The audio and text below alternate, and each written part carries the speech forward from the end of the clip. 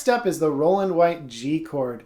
Roland White was a very great mandolinist and very influential and innovative in the mandolin world. And he was known for using this version of the G chord quite a bit. He had a really unique style, using chord shapes that often were overlooked or ignored by other players who maybe are stuck in the Monroe shape only camp of mandolin chords. But Roland wasn't, and so he used this chord, and a lot of people, myself included, picked it up because it was so cool sounding. It is almost a bar chord because we're going to have a little bit of a bar in it. Now, like the 3-note Monroe chord we did earlier, we are not going to play the E string, but there's going to be a different way that we mute that E string. So if you're struggling with that pinky thing I talked about in the last video, don't worry, you don't have to use it in this chord. So let's jump in and play the Roland White G chord. It's going to start by putting your index finger on the 4th fret of the G string. Now you can play this with an arched finger position, like the ideal finger position, which is what I'm doing here. Or if you want to, you can actually lay that finger down in a flat bar shape.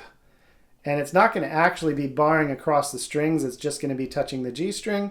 But some people find this a little more comfortable, and you can play that way if you would like to. Either way is fine, I do a little bit of both.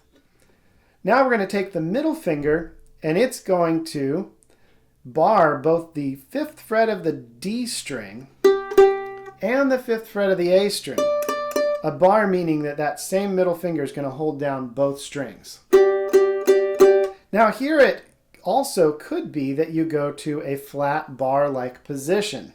And you can do that if you want. It's a little bit cleaner. Some people like to play it that way. They'll actually put both fingers in this flat bar position.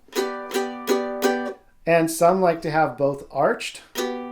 And then, as I mentioned, often I will put this index finger in a bar position and arch the middle finger. Whichever way you want to do this is totally fine. They all work really well.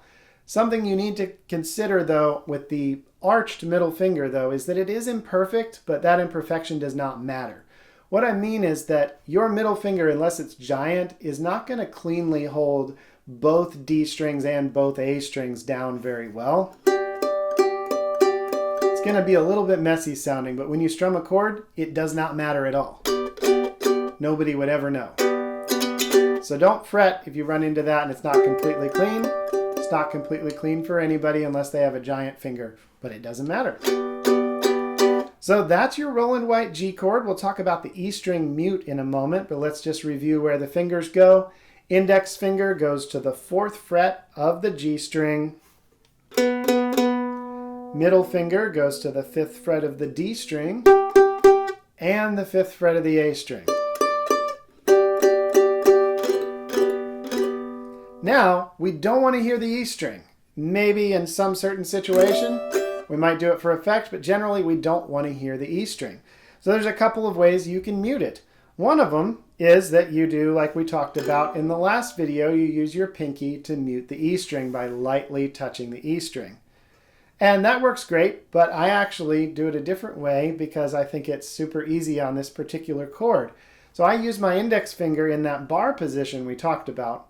And I'm not barring all the way across. I'm actually only pushing down on the G string.